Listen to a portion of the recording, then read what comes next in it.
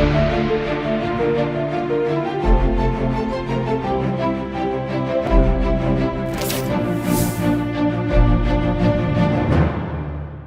आप देख रहे हैं सी न्यूज भारत। मैं हूं आपके साथ ज्योति श्रीवास्तव। आज यूपी बुलेटिन में बात होगी बलिया के चर्चित हत्याकांड की, जहां 48 घंटे बाद भी आरोपियों की गिरफ्तारी नहीं होने पर पीड़ित परिवार का गुस्सा फूट पड़ा।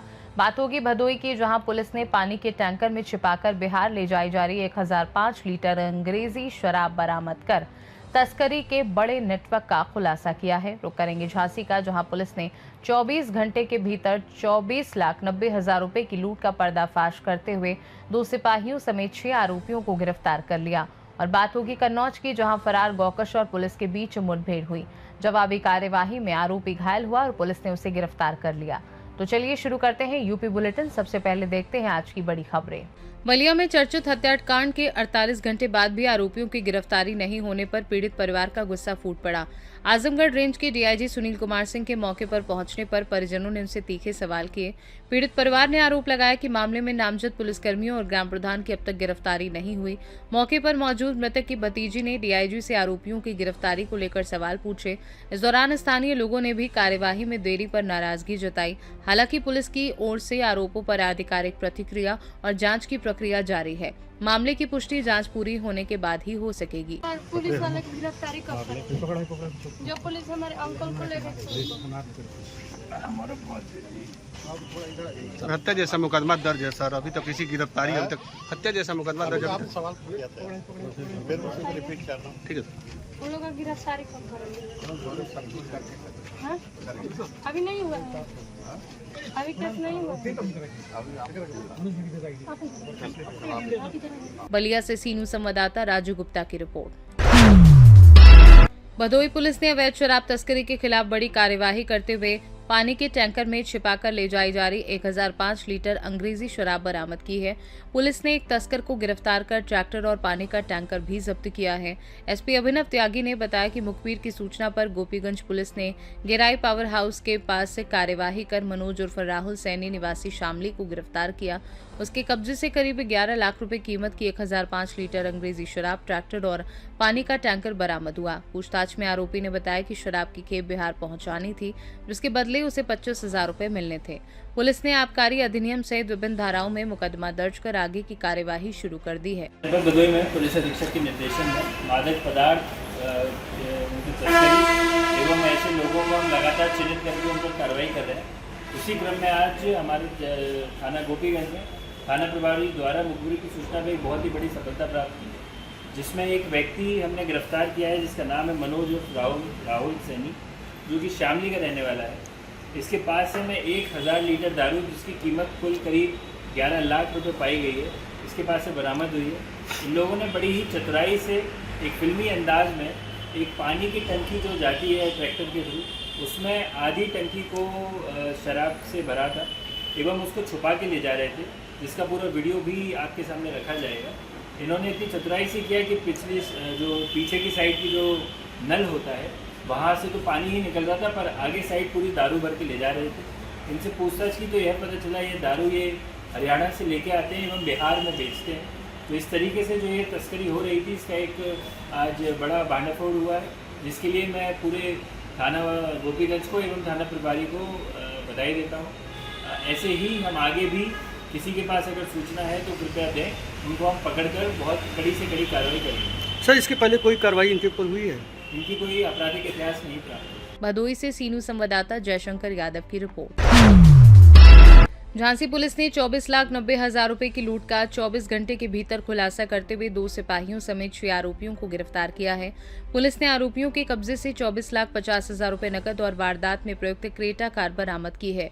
एसएसपी बीबीजीटीएस मूर्ति के निर्देशन में पुलिस ने सीसीटीवी फुटेज, सर्विलांस और तकनीकी साक्ष्यों के आधार पर गौरव यादव, सुरेश यादव, सुखवीर, सूरज सिंह तथा जालौन पुलिस लाइन में तैनात 2 आरक्षियों रविंद्र राजपूत और मनोज को गिरफ्तार किया। पूछताछ में आरोपियों ने बताया कि ऑनलाइन सट्टे में भारी रकम हारने के बाद नुकसान की भरपाई के लिए उन्होंने लूट की साजिश रची थी। पुलिस के अनुसार मामले में एक अन्य आरक्षी समेत 4 अन्य आरोपियों की तलाश जारी है। देखिए, आप सभी को अवगत करना है और आपको विदित है कि 12/7/2026 को थाना कोतवाली में एक डकैती वाला मुकदमा लिखा गया था, जिसमें एक व्यक्ति दिलीप भाई पंचाल जो वादी है, उन्होंने ये कहा कि उनके यहाँ से 24,90,000 रुपए की डकैती हो गई थी। तत्काल हम लोगों ने टीम गठित किया और टीम के पूरी प्रयास से आज इसका सफल अनावरण हुआ। 6 अभियुक्तगण गौरव यादव जो थाना चिरूला जनपद जगिया के हैं, सूर्यांश यादव थाना नवाबाद जिला झांसी, सुखबीर पुत्र पर्वत सिंह जनपद झांसी, सूरज सिंह थाना प्रेमनगर झांसी और इनके अलावा 2 आरक्षी एपी, एक राघवेंद्र राजपूत हाल तैनाती इस समय पे जनपद जालौन लाइन और आरक्षी एपी मनोज, इनका भी तैनाती जनपद जालौन के पुलिस लाइन में है। इन 6 लोगों को हमने अरेस्ट कर लिया है और इनके यहाँ से 24,50,000 रुपए हम लोगों ने बरामद कर लिया है। और जब प्राथमिक पूछताछ के बाद ये पता चला कि प्रकाश में 4 और अभियुक्तगण वांछित सामने आए हैं। एक अंकित यादव पुत्र सरमन यादव जो मोसेरा बाय है, एक मास्टरमाइंड है। इनमें से जो 6 लोग पकड़े गए वो सूर्यांश यादव उनके मोसेरा बाय है, वो वांछित है। एक आरक्षी एपी नीरज राजपूत जो इस समय पे हाल तैनाती पुलिस लाइन में है, वो वांछित है पुलिस लाइन जालौन। नितिन तेजवानी और संस्कार तेजवानी ये एमपी मध्य प्रदेश के सतना जिले के हैं, ये लोग भी वांछित है। हमने अलग अलग टीम गठित करके इनके लिए टीम गठित कर चुके हैं और आवश्यक कार्रवाई की जाएगी। आपको इस घटना के अगर कुछ डिटेल्स बताया जाए तो ये पता चला कि ये जो सूर्यांश यादव है जो मास्टरमाइंड है, इनको 24,90,000 जो है एमपी सतना भेजना था और उसी को ना देना पड़े तो उसी के आधार पर बनाते हुए इसने कुछ लोगों से अपना टीम बनाया और 9/7/2026 को इन्होंने ये जो डकैती का घटना कारित की है और इसको हमारे लोगों ने अथक प्रयासों से तत्काल टीम लगाकर तत्काल इसकी अनावरण किया है और इनमें से 24,50,000 जो है इसमें हम लोगों ने बरामद कर लिया है। जैसे आपको अवगत है, इसमें सिविल मतलब जो आम लोगों के अलावा 3 आरक्षी भी इन्वॉल्व थे जो जिनकी हाल तैनाती इस समय पे जनपद जालौन पुलिस लाइन है, जिसमें 2 वर्दी में थे उस समय पे जब घटना कारित हुई है और एक सादे वर्दी में था। 2 लोगों को हम लोगों ने पकड़ लिया है, बाकी तीसरा वांछित है, उनको भी हम पकड़ के आवश्यक विधिक कार्रवाई करेंगे। सर, इस घटना में पुलिस कर्मियों को शामिल करने का क्या उद्देश्य है? जो प्रथम दृष्टया जो हमने प्राथमिक पूछताछ इनसे किया है, जो सूर्यांश यादव जो मास्टरमाइंड है, यही पता चला कि अगर वो भीड़ में से अगर किसी को रोक के अगर अपने गाड़ी में बिठा लेंगे तो लोगों को शक आएगा कोई बदमाश लोग आए हैं और कुछ गड़बड़ कर रहे हैं। अगर कोई वर्दी के व्यक्ति उनके साथ रहे तो ये एक प्रोफेशनल काम और या कोई किसी बदमाश को पुलिस उठाने जैसे दिखेगा, उसी के लिए इन्होंने ये ऐसे ही एक घटना कारित की। तो सूर्यांश और पुलिस कर्मियों का रिलेशन क्या है? सूर्यांश का अभी तक तो कोई चीजें पुलिस से सामने नहीं आया है, लेकिन सूर्यांश का जो मौसेरे बाय है अंकित यादव, ये इनकी पूर्व से परिचित राघवेंद्र राजपूत जो एपी आरक्षी है पुलिस लाइन जनपद जालौन में, उनसे पूर्व से परिचित था। उसी परिचय को ये यूज करते हुए उपयोग करते हुए इन्होंने ये घटना कारित की। झांसी से सीनू संवाददाता चंदू रायन की रिपोर्ट। कन्नौज में फरार गौकश की पुलिस से मुठभेड़ हो गई। जवाबी फायरिंग में आरोपी घायल हो गया, जिसे पुलिस ने गिरफ्तार कर उपचार के लिए अस्पताल भेज दिया। पुलिस के अनुसार मुखबिर की सूचना पर सदर कोतवाली क्षेत्र के बहापुर मोड़ पर घेराबंदी की गई थी। खुद को घिरता देख आरोपी ने झाड़ियों में छिपकर पुलिस टीम पर 2 राउंड फायरिंग कर दी। आत्मरक्षा में पुलिस की जवाबी फायरिंग में गौकश बड़नका घायल हो गया। पुलिस ने उसे हिरासत में लेकर अस्पताल में भर्ती कराया। मामले में आगे की कानूनी कार्यवाही की जा रही है। देखिए, जो थाना कोतवाली में एक दिन घमाई चिमऊ गांव में जो गौकसी की घटना हुई थी, जिसमें मुकदमा भी लिखा गया है कोतवाली में, उसमें विगत में भी पिछले दिनों एक जो उसमें प्रकाश में आया जो अभियुक्त था, उसको मुठभेड़ में गिरफ्तार किया गया था। एक अभियुक्त जो मौके से भाग गया था, उसकी तलाश में पुलिस टीम लगी हुई थी और आज जो चौकी इंचार्ज पाल चौराहा और उनकी टीम को ये मुखबिर से सूचना मिली, पक्की सूचना थी कि ये वहापुर गांव की तरफ दिखा है। जिस पर इनकी टीम वहाँ पे जब घेराबंदी की तो एक व्यक्ति उधर से आता दिखाई दिया।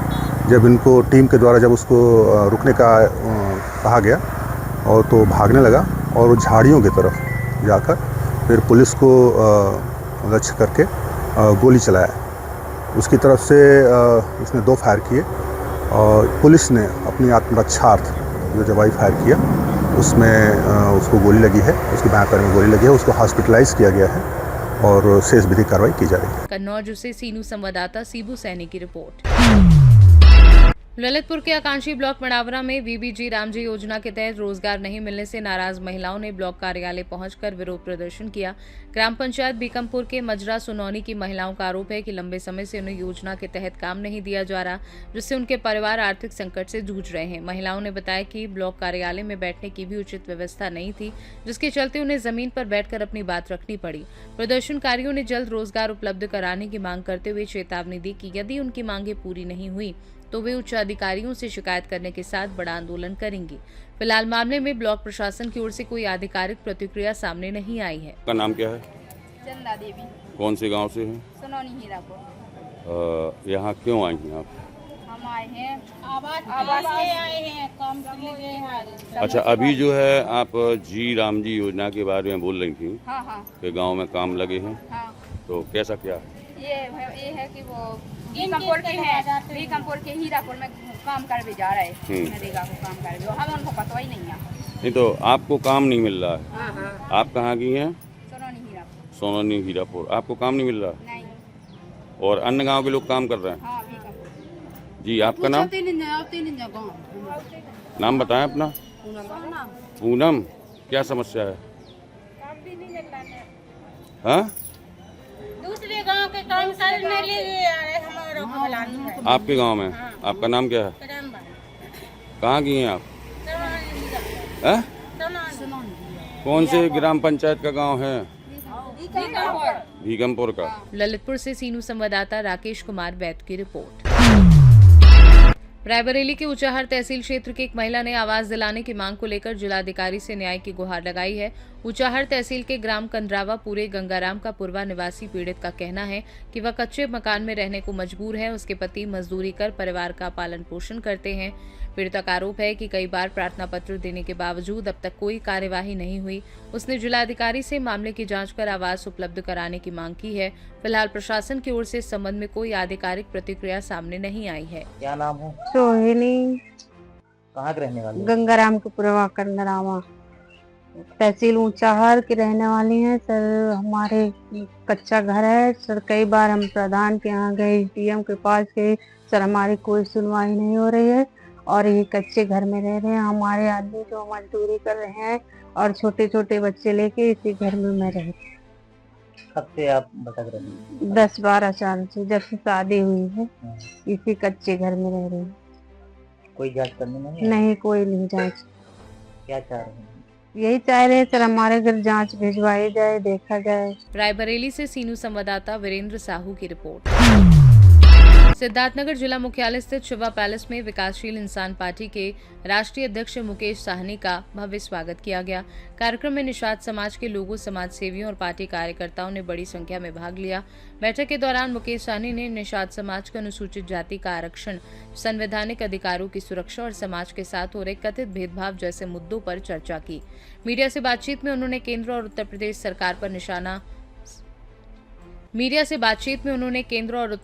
सरकार पर निषाद समाज की उपेक्षा का आरोप लगाया।